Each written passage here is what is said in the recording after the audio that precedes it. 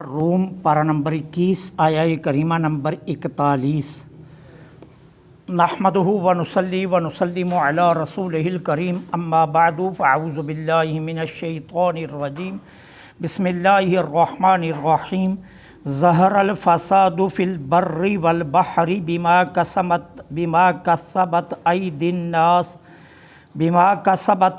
الناس لیذیقہم بعد الذی عملوا لعلہم یرجعون صدق اللہ العظیم۔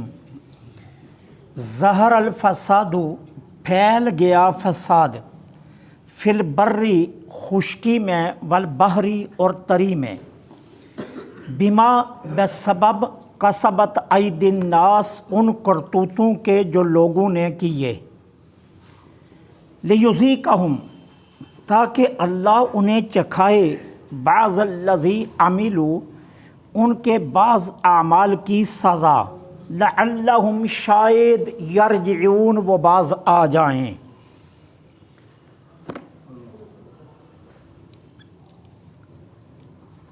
زندگی میں امن اور سکون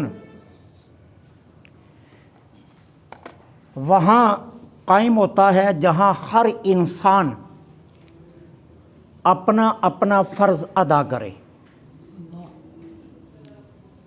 اور جہاں سبھی کے حقوق محفوظ ہوں اور ہر کسی کو اپنے حقوق سے بہرہ اندوز ہونے کی مکمل آزادی ہو، جہاں فرائض کی ادائیگی میں بددیانتی آ جائے اور جہاں حقوق غصب ہونے شروع ہو جائیں، وہاں پھر فتنوں اور فسادوں کے شعلے بھڑک اٹھتے ہیں۔ اب کس کا کیا حق ہے جو اسے ضرور ملنا چاہیے، اور کس کا کیا فرض ہے جو اسے ہر حال میں ادا کرنا چاہیے، اس کا تعین اسلام نے کر دیا ہے، جو دین فطرت ہے، جس نے کائنات کی ہر چیز کے فطرت کے تقاضوں کو پورا کیا۔ جہاں جہاں اسلام کا نظام زندگی اپنایا گیا، وہاں زندگیوں میں مسرتیں اور ماحول میں خوشیاں آ گئی، اور جہاں جہاں اس نظام حیات سے روح گردانی کی گئی اور منہ موڑا گیا، وہاں گٹا ڈپ اندھیرے چھا گئے۔ عقائد کی قوت مسلمہ ہے، اس سے کسی صورت میں انکار نہیں کیا جا سکتا۔ اللہ کی ذات پر پختہ ایمان اور عقیدہ توحید پر یقین کامل، یہ صرف انسان کے روح کو ہی تازہ نہیں کرتے، بلکہ اس کی عملی زندگی میں بھی تبدیلیاں آتی ہیں۔ جہاں عقیدہ صحیح ہوتا ہے، وہاں انسان کے اعمال میں حق گوئی، اخلاص، دیانت، استغنا جیسی خوشبوئیں پھوٹتی ہیں، اور جہاں عقیدہ صحیح نہیں ہوتا، وہاں کفر و شرک کی بدبو کے ساتھ بد کرداری اور بد اعمالی کے کانٹے بھی نکل آتے ہیں۔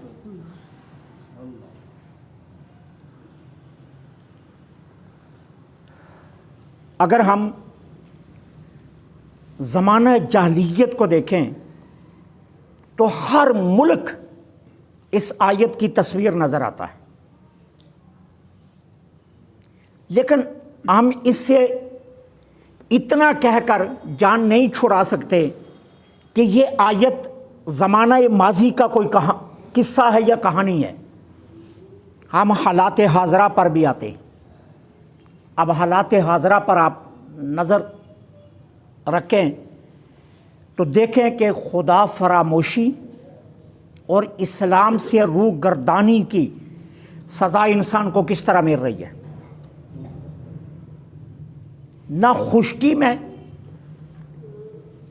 کوئی جگہ اور نہ سمندر کی سطح پر کوئی گوشہ عافیت کا نظر آ رہا ہے۔ زمین پر جگہ جگہ میزائلوں کے اڈے قائم ہیں۔ ایک بر اعظم دوسرے بر اعظم پر ایٹم بم بنا پھینک کر ہر چیز کو خاک سیاہ بنا سکتا ہے۔ صرف سمندر کی سطح کی کہانی نہیں، حالات یہاں تک پہنچ چکے ہیں کہ سمندر کے پانی کو ابلتی ہوئی جہنم بنایا جا سکتا ہے۔ طاقتور قوتیں مولک ہتھیار بنانے کی تیزی میں ملکی خزانوں کو پانی کی طرح بہا رہی ہیں،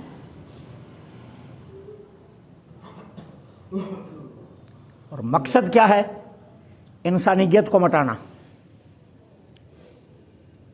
اب ایک یہ ہے ہمارے عالمی حالات، اب ہم اپنی خانگی زندگی کی طرف آئیں۔ اللہ کو بھولے، اسلام سے روح گردانی کی، تو خانگی میں ہم سب سے پہلے ازدواجی زندگی پر آتے ہیں۔ اگر آپ خانگی زندگی میں دیکھیں تو میاں بیوی کے درمیان اعتماد کا رشتہ مسرتوں کا سب سے بڑا سبب ہے۔ اگر اس رشتے میں اعتماد کھو جائے تو یہ رشتہ جہنم ہے، اور اعتماد قائم رہے تو یہ جنت ہے۔ لیکن آہستہ آہستہ یہ اعتماد مفقود ہوتا جا رہا ہے۔ ماں باپ عیش کوشی کے لیے، عشرت کو حاصل کرنے کے لیے اولاد کی تربیت سے غافل ہے، اور بے تربیت اولاد بڑی ہو کر ماں باپ کو بوجھ سمجھ رہی ہیں اور جان چھڑانے کی باتیں کی جا رہی ہیں۔ بڑوں کے دلوں سے چھوٹوں کے لیے رحم اور شفقت ختم ہو چکی ہے، اور کتنے دکھ سے کہنا پڑتا ہے کہ چھوٹوں کی آنکھوں سے نور حیا ختم ہو گیا۔ یہ کہانی ہے ہماری موجودہ حالات کی، اور اپنے بزرگوں کی پگڑیاں اچھالنا ہم فیشن سمجھتے ہیں، اپنے بڑوں کو برا بھلا کہنا ہم نے زندگی کا ایک وتیرہ بنا لیا۔ اب مجھے آپ خود بتائیں، جب ہمارے گرد و پیش کے یہ حالات ہوں گے تو پھر زندگیوں میں امن کہاں سے آئے گا؟ جب ہر بڑا اس خوف میں رہے گا کہ معلوم نہیں چھوٹا کب میری پگڑی اچھال دے، اور جب چھوٹا ہر وقت اس ڈر میں رہے گا کہ میں پتہ نہیں کب اس بڑے کے غضب کا نشانہ بن جاؤں، تو پھر امن کہاں سے آئے گا؟ تاریخ کے ماضی کو پھر کھنگالیے، جہاں اسلام کے راستوں سے روگردانی کی جاتی ہے، اسلام کے نظام حیات کو ترک کیا جاتا ہے، وہاں کیا ہوتا ہے؟ جو طاقتور ہے وہ شترے بے مہار کی طرح سب کے حقوق غصب کرنے لگتا ہے، اور جو کمزور ہے وہ سوکھے پتے کی طرح ہچکولے کھاتا ہوا کبھی ادھر اور کبھی ادھر، اور اسے کہیں قرار نہیں ملتا۔ اللہ کے گھر میں بیٹھ کر ایمان سے بتاؤ، آج ہم اس معاشرے سے گزر رہے ہیں یا نہیں گزر رہے؟ آج طاقتور غریبوں کو فٹ بال کی طرح اچھالتا ہے، اور غریب کو زندگی میں کہیں قرار نصیب نہیں آ رہا۔ اب یہ سب کچھ کیوں ہوا؟ ہماری بدعمالیوں کی وجہ سے، اسلام سے روح گردانی کی وجہ سے، اپنا فرض نہ ادا کرنے کی وجہ سے۔ جب ہم اپنے فرائض سے غافل ہو گئے تو حالات ہمارے سامنے ہیں۔ ہم یہ تو شکوہ کرتے ہیں کہ ہماری اولاد بے ادب ہے، لیکن ہم اپنے آپ سے کیوں نہیں پوچھتے کہ ہم نے اس کی تربیت کتنی کی ہے؟ کتنی بار ہم نے اپنی اولادوں کو صحابہ کے واقعات سنائے، کتنی بار ہم نے اپنی اولادوں کو بزرگان دین کی زندگی سے روشناس کروایا، کتنی بار ہم نے اپنی اولادوں کے سامنے قرآن کی کوئی آیت رکھ کر اس کی وضاحت کی ہے، کتنی بار ہم نے اپنی اولادوں کو حدیث کی طرف رجوع کرنے کا کہا ہے۔ ہم بڑے شوق سے یہ تو کہتے ہیں کہ میرا بیٹا میتھ پڑھ لے، میرا بیٹا کیمسٹری پڑھ لے، میرا بیٹا بیالوجی پڑھ لے، میرا بیٹا جو ہے نا وہ فلاں پڑھ لے، فلاں پڑھ لے، فلاں پڑھ لے، لیکن کبھی ہم نے یہ بھی کہا کہ کاش میرا بیٹا رسول اللہ کے برمودات پڑھ لے۔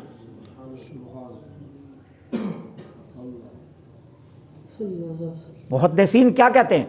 محدثین کہتے ہیں جب تمہارا جی چاہے نا دربار رسالت میں حاضری کرنے لگوانے کا تو حضور کی سیرت کی کوئی کتاب شروع کر لو، خدا کی قسم تم حضور کی بارگاہ میں ہو۔ ہم سیرت کتنی پڑھتے ہیں؟ ہم اپنی اولادوں کو سیرت کتنی سناتے ہیں؟ ہم نے کتنی بار صحابہ کے واقعات اپنے بچوں کے سامنے رکھے؟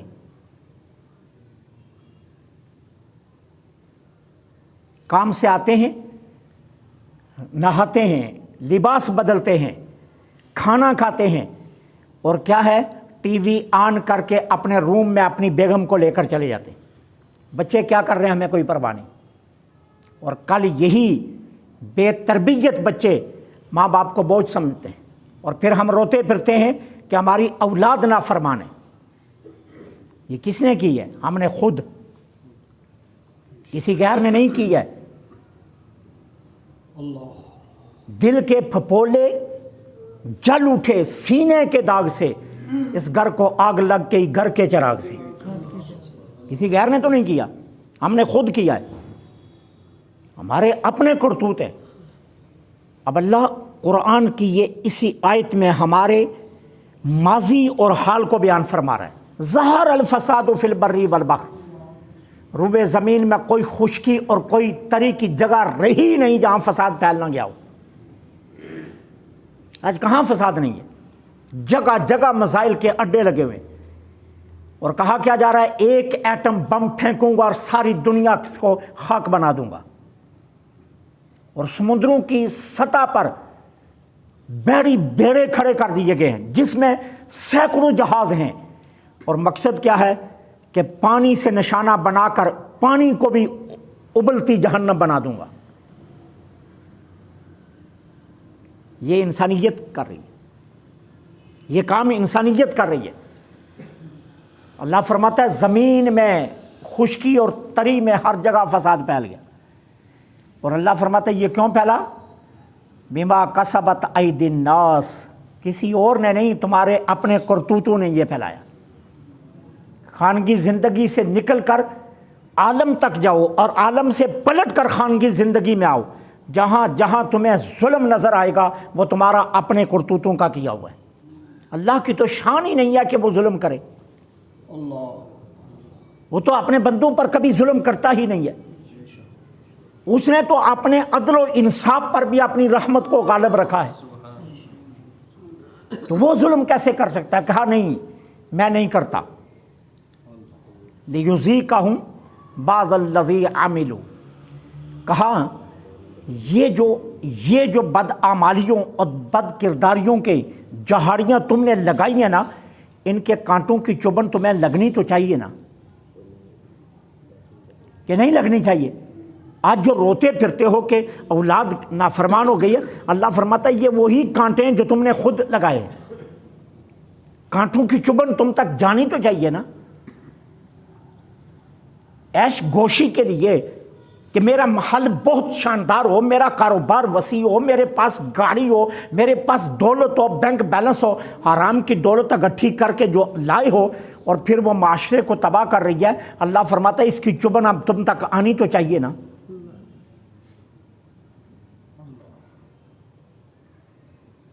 یقین جانیے میں جب شادیوں پر جاتا ہوں نا تو نشان عبرت سے دیکھتا ہوں، کیا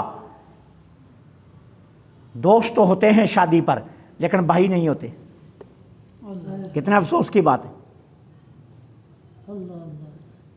جس شخص کی بیٹی کی شادی ہے اس نے اپنے بھائیوں کو نہیں بلایا لیکن سینکڑوں دوستوں کو بلایا ہوا ہے۔ یہ کیا ہے؟ بہنیں غائب ہیں اور بیوی کی سہیلیاں حاضر ہیں، دوست فیملیوں سمیت موجود ہیں، اور خود بھائی حاضر نہیں ہے، اور پوچھا جاتا ہے کیوں نہیں بلایا تو کہتا ہے میری سے ناراضگی چل رہی ہے۔ بھائی کے ساتھ ناراضگی ہے اور سارے جہاں سے دوستی ہے، یہ کیا ہے؟ اللہ فرماتا ہے یہ چبھن لگنی چاہیے تمہیں۔ کیوں؟ یہ کانٹے تمہیں نے خود کھلائے نا، کسی اور نے تو نہیں، یہ کانٹے تمہیں نے پھیلائے نا، تو ان کانٹوں کی چبھن اب محسوس کرو نا۔ لِيُذِيقَهُمْ بَعْضَ الَّذِي عَمِلُوا، تاکہ چکھو ان اعمال، ان کرتوتوں کا ذائقہ جو خود تم نے کیے ہیں۔ تمہیں اس لیے دنیا میں بھیجا تھا کہ بھائی بھائی کو کاٹے، باپ بیٹے کو کاٹے، ماں بیٹی کو کاٹے۔ ارے میں نے تو تمہیں اس لیے بھیجا تھا کہ رشتوں کی چین میں اس طرح مضبوط آ جاؤ کہ کڑی یوں جڑ جائے کہ ہزاروں ہوائیں بھی چلیں تو تمہاری کڑی ہلے نہ۔ تم نے کیا کیا؟ چین کا ہر کنڈا کھول کر اس کو اس طرح بکھیرا کہ جس طرح تسبیح کے دانے بکھر جاتے ہیں، کہا اب اس کی چبھن محسوس کرو۔ یہ سزا تمہیں ملنی چاہیے۔ معاشرے کو تنہا کرنے والوں، وہ وقت دور نہیں جب تم بھی تنہا کھڑے ہوگا، تو تمہیں بھی کوئی سہارا دینے والا نہیں ہوگا۔ ہم نے تو کہا تھا کہ ایک دوسرے کا درد بانٹو تاکہ میدان معاشر میں اللہ تمہیں ایک دوسرے کے درد کے صدقے معاف کر دے، لیکن تم نے تو یہ سمجھا ہی نہیں۔ تو کہا لِيُذِيقَهُمْ بَعْضَ الَّذِي عَمِلُوا، چکھو اب ان اعمال کا ذائقہ جو تم نے کیے ہیں۔ اور کہا یہ سارا کچھ تمہیں کیوں یاد کروایا جا رہا ہے؟ اس مقصد کے لیے کہ شاید موت سے پہلے ابھی بھی تم باز آ جاؤ، موت سے پہلے اپنی اصلاح کر لو اور اب بھی تم باز آ جاؤ۔ اس لیے ہم تمہیں بتا رہے ہیں کہ تم کیا کر رہے ہو۔ مقصد صرف یہ ہے کہ تمہیں یہ باور کروانا ہے کہ تم غلط ٹریک پر نکل گئے ہو، اور غلط ٹریک سے اپنا جو ہے نا ٹریک بدلو اور ہدایت کی راہ پر آ جاؤ۔ شاید موت سے پہلے تمہیں یہ توفیق نصیب ہو جائے کہ تم اصل ٹریک پر آ جاؤ۔ تو کہا لعلہم یرجعون، اس لیے کہ تاکہ شاید تم باز آ جاؤ۔ اللہ سے دعا ہے اللہ حق کہنے، حق سننے، حق پر عمل کی توفیق عطا فرمائے۔